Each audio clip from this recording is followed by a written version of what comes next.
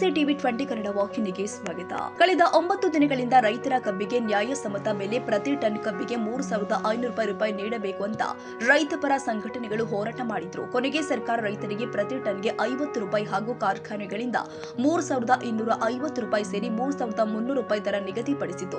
ಆದರೆ ಸರ್ಕಾರ ನಿಗದಿಪಡಿಸಿದ ಬೆಲೆಗಿಂತಲೂ ರೈತರಿಗೆ ಹೆಚ್ಚಿನ ಬೆಲೆ ನೀಡಲು ಸಾಧ್ಯ ಎಂಬುದನ್ನು ನಿಪ್ಪಾಣಿ ತಾಲೂಕಿನ ಬೇಡಿಕೆಹಾಳ ಗ್ರಾಮದ ವೆಂಕಟೇಶ್ವರ ಸಕ್ಕರೆ ಕಾರ್ಖಾನೆ ಸಾಬೀತುಪಡಿಸಿದೆ.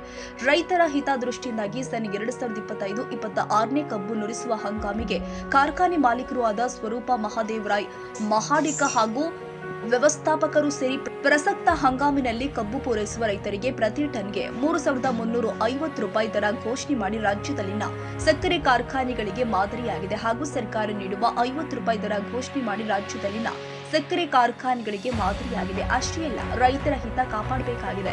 ಪ್ರಸಕ್ತ ವರ್ಷದ ಕಬ್ಬು ನುರಿಸುವ ಹಂಗಾಮಿಗೆ ಕಬ್ಬು ಪೂರೈಸುವ ರೈತರ ಖಾತೆಗೆ ಪ್ರತಿ ಟನ್ 3,300 ರೂಪಾಯಿ ಜಮೆ ಮಾಡಲಿದ್ದು, ಸರ್ಕಾರ ಕೊಡುವ 50 ರೂಪಾಯಿ ಹೀಗೆ 3,350 ರೂಪಾಯಿ ಜಮೆ ಮಾಡಲಿದ್ದು, ಸರ್ಕಾರದಿಂದ 50 ಹೀಗೆ 3,350 ರೂಪಾಯಿ ಜಮೆ ಮಾಡಲಿದೆ ಎಂದು ಕಾರ್ಖಾನೆ ವ್ಯವಸ್ಥಾಪಕ ಮಂಡಳಿ ರೈತರಿಗೆ ಗುಡ್ ನ್ಯೂಸ್ ಕೊಟ್ಟಿದೆ.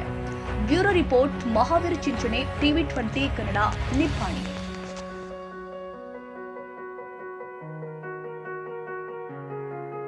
ಕನ್ನಡಿಗರ ಮೆಚ್ಚಿನ ನಿಮ್ಮ ಟಿವಿ 20 ಕನ್ನಡ ವಾಹಿನಿ ಇದೀಗ ಟಿವಿಯಲ್ಲಿ ಲಭ್ಯ.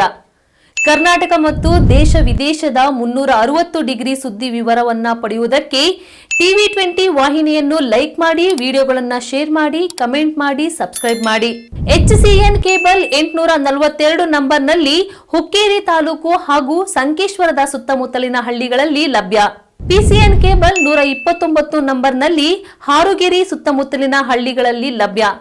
ರಾಯಬಾಗ್ ಡಿಜಿಟಲ್ ಚಾನೆಲ್ ಕೇಬಲ್ 80ನೇ ನಂಬರ್ನಲ್ಲಿ ರಾಯಬಾಗ ತಾಲೂಕಿನ ಸುತ್ತಮುತ್ತಲಿನ ಹಳ್ಳಿಗಳಲ್ಲಿ ಲಭ್ಯ. UDCN ಕೇಬಲ್ ನೆಟ್ವರ್ಕ್ ಉಗಾರ ಸುತ್ತಮುತ್ತಲಿನ ಹಳ್ಳಿಗಳಲ್ಲಿ ನಿಮ್ಮ ಟಿವಿ 20 ಕನ್ನಡ ವಾಹಿನಿಯೂ ಲಭ್ಯ.